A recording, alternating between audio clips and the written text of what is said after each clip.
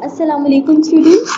You are watching MMNZ YouTube channel NMDCAT Biology 2021 का session है और जो टॉपिक हम लोगों ने स्टार्ट किया हुआ है इट इज बायो एनर्जेटिक्स। ठीक है, आज जो है इसका प्रॉबेबली लास्ट लेक्चर होगा बायो एनर्जेटिक्स का। ये हमारा कंप्लीट हो जाएगा आज, क्योंकि हम लोग एयरोबिक मेजर जो है इसका टॉपिक उसकी एयरोबिक रेस्पिरेशन पढ़ रहे थे और जिसका आज लास्ट टॉपिक होगा which is electron transport chain.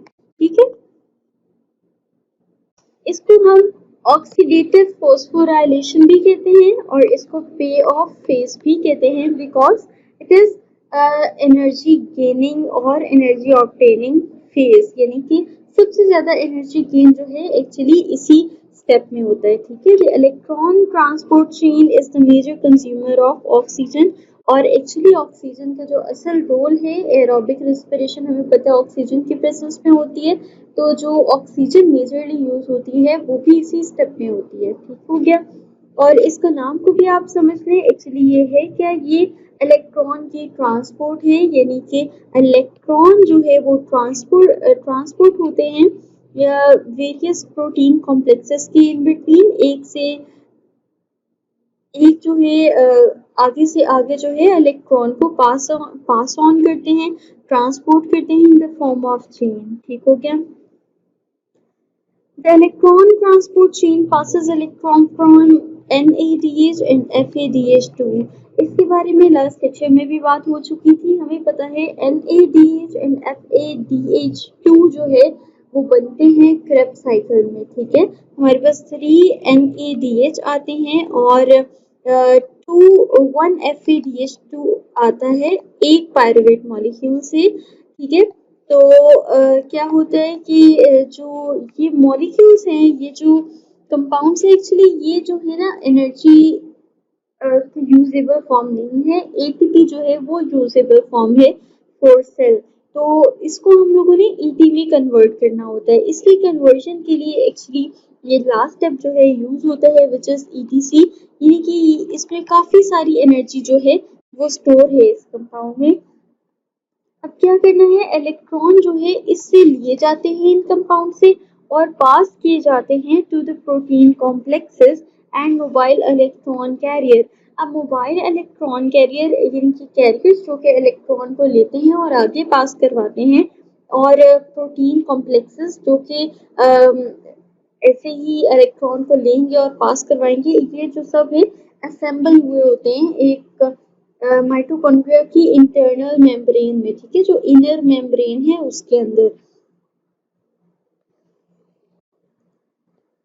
Oxygen is the final electron recipient. ठीक है, ये एक इम्पोर्टेंट पॉइंट है एमसीक्यूज पॉइंट ऑफ व्यू से कि आपसे पूछा जा सकता है। एक्चुअली ये इलेक्ट्रॉन आगे हम डायग्राम से भी इसको ज्यादा अच्छे से आप समझ जाएंगे, लेकिन आप एक ऑलरेडी माइंड में इमेज बनाने के लिए एक ओवरव्यू आपको पहले ही दे रही हूँ।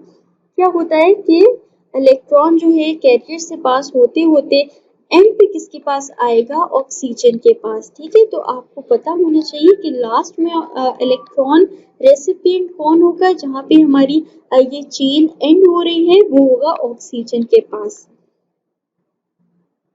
ये बात पहले हम लोग डिस्कस कर चुके थे कि NADH जो है वो उससे हम इसको चेंज करवा रहे हैं through electron transport chain into ATP, और एक NADH का मॉलिक्यूल हमें 3 ATP देगा, जबकि FADH2 का मॉलिक्यूल हमें 2 ATP देगा। ठीक है, अच्छा जो कॉम्प्लेक्सेस है ना, ये इस तरह से, ये जो आपको नजर आ रही है it is membrane, inner membrane of mitochondria, यानी कि क्रिस्टी के ऊपर जो है ये सारे मॉलिक्यूल ऐसी कॉम्प्लेक्सेस जो है ये अरेंज हुए होते हैं और एक से एक के बाद एक जो है इलेक्ट्रॉन मूव करता जाता है। ठीक है, और जैसे जैसे वो मूव करेगा एक्चुअली हाई एनर्जी से लो एनर्जी की तरफ आ रहा है और हमें क्या करेगा, एनर्जी जो है रिलीज करता जाएगा। दो काम हो रहे हैं यहाँ पे, एक तो हाइड्रोजन आयन जो है वो मैट्रिक्स में इकट्ठे होते जाएंगे। आपको पता है कि माइटोकॉन्ड्रिया जो है ये उसकी इनर मेम्ब्रेन है। ठीक है, ये इनर मेम्ब्रेन है, ये आउटर मेम्ब्रेन है, ये इनर मेम्ब्रेन है। ये है आउटर, और जो अंदर है इट इज कॉल्ड मैट्रिक्स, ठीक है, ये है मैट्रिक्स। तो क्या होता है कि इनसे जब इनको ब्रेक डाउन किया जाता है इनटू NAD, तो यहाँ से दो काम हो रहे हैं, एक तो इलेक्ट्रॉन जा रहा है, दूसरा जो है इनके प्रोटॉन्स जो है, इनके हाइड्रोजन आइंस वो इस मैट्रिक्स में जो है एक्यूमुलेट होते जा रहे हैं, ठीक है, जिसकी वजह से अंदर हाइड्रोजन आयंस के ग्रेडियंट जो है वो ज़्यादा हो जाएगी, कंसंट्रेशन बाहर कम हो जाएगी।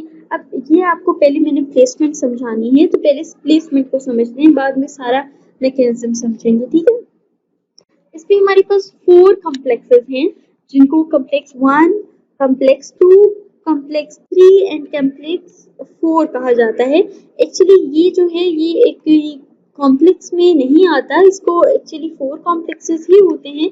ये जो है ये है एटीपी सिंथेज, ये आपके कीमोऑस्मोसिस के टॉपिक से रिलेटेड है, which is not included in NMTCAT, ठीक है।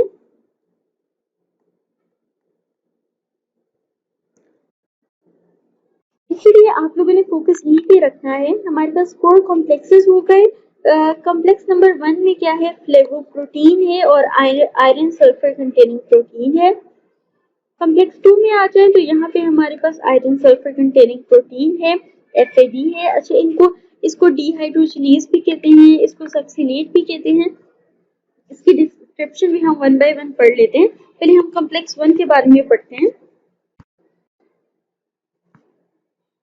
Complex 1, also known as ubiquinone oxyreductase, is made up of NADH dehydrogenase, ठीक है। एक्चुअली इसको डिहाइड्रोजनेज भी कहते हैं, लेकिन बेसिक जो है आपके लिए इतनी डिटेल में जाना जरूरी नहीं है। आपको इसमें याद रखना है कि इसमें फ्लेविन प्रोटीन होती है और इसके अंदर 8 आयरन सल्फर क्लस्टर्स होते हैं, ठीक है। Flavin protein, 8 iron sulphur containing clusters, और इसमें प्रोसीजर क्या होता है, वही जो मैंने आपको बताया है। The NADH donated from glycolysis, हमें पता है ग्लाइकोलाइसिस से भी हमें मिलता है। जितने भी हमें NADH मिले हैं या सिट्रिक एसिड साइकिल से मिला है, वो एक्चुअली यहाँ पे आ जाते हैं और ऑक्सीडाइज हो जाते हैं। क्या करते हैं, 2 इलेक्ट्रॉन्स दे देंगे, जो प्रोटीन मॉलिक्यूल्स हैं कॉम्प्लेक्सेस में उन्हें इलेक्ट्रॉन्स दे देंगे, ठीक है।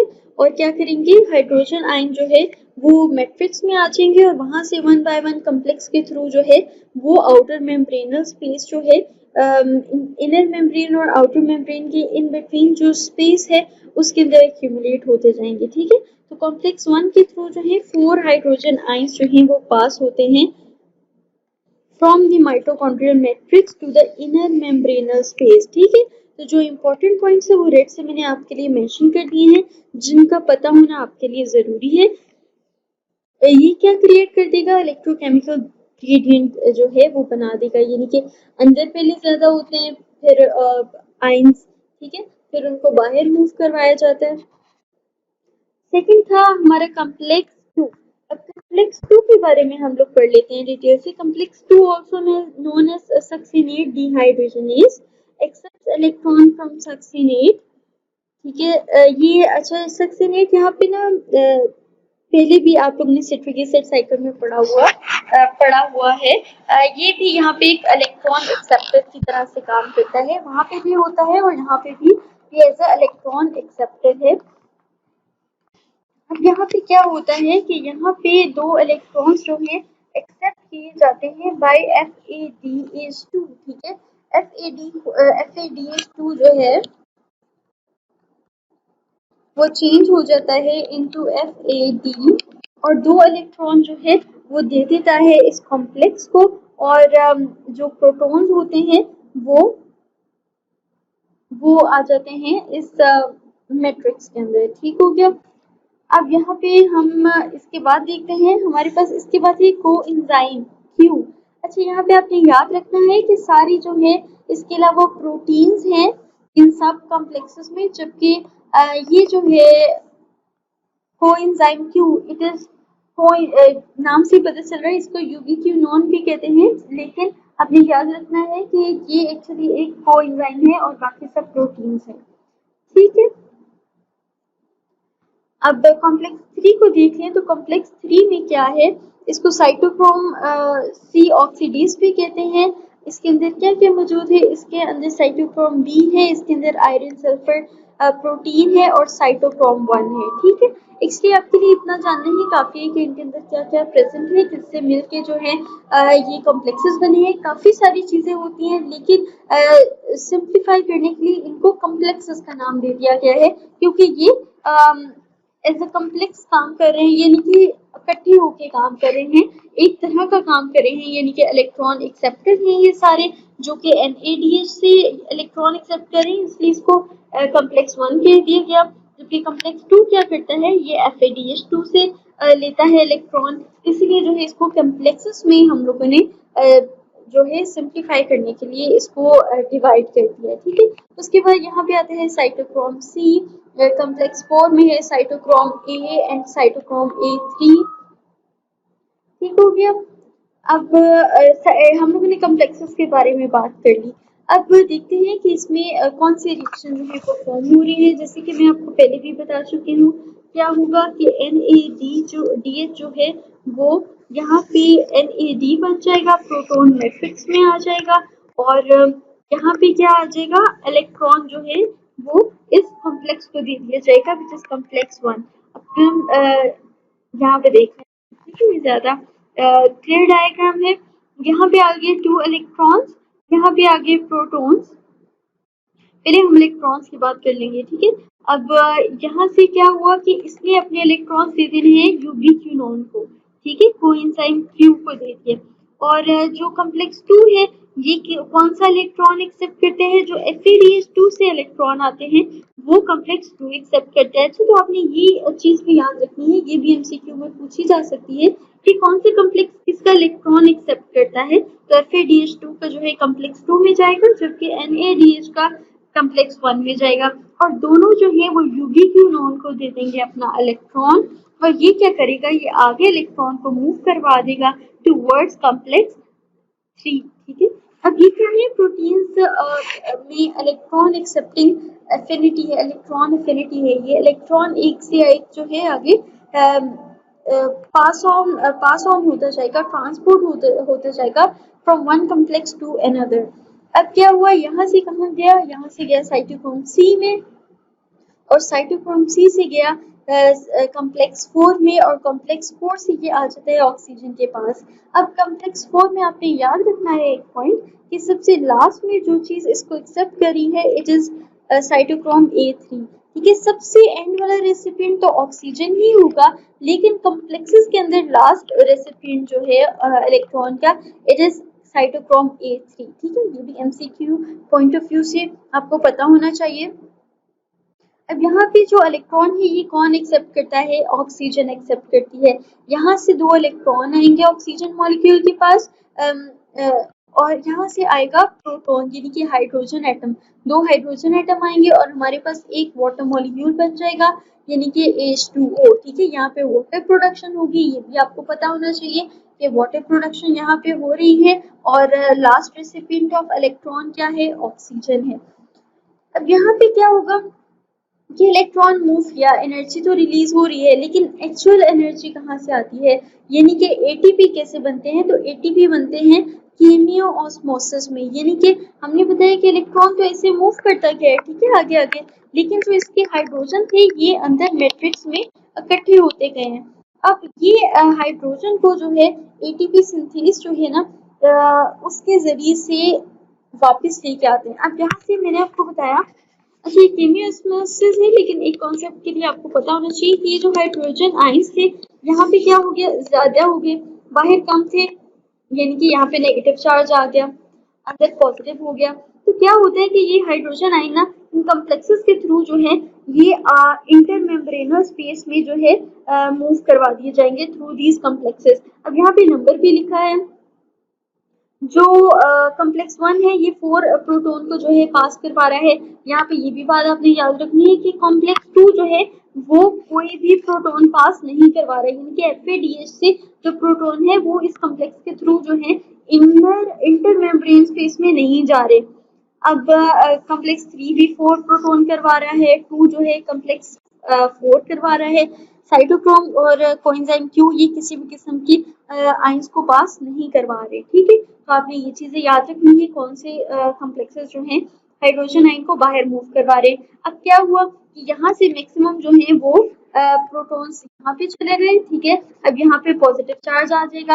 अब क्या होता है कि केमियोस्मोसिस में यहाँ पे ज्यादा चार्जेस हैं, यहाँ पे अब चार्जेस नहीं है, यानी कि यहाँ पे नेगेटिव चार्ज आ गया, प्रोटॉन नहीं है। अब क्या होगा, अब यहाँ पे एटीपी सिंथेस के थ्रू जो है बहुत ही तेजी के साथ जो है सारे प्रोटॉन को जो है अंदर मूव करवाया जाएगा, और इस इलेक्ट्रोकेमिकल ग्रेडियंट की वजह से जब बहुत तेजी से सारे प्रोटॉन्स को जो है वापस अंदर लेके आया जाएगा, उसके रिजल्ट में यहाँ पे एटीपी फॉर्मेशन होगी, ठीक है।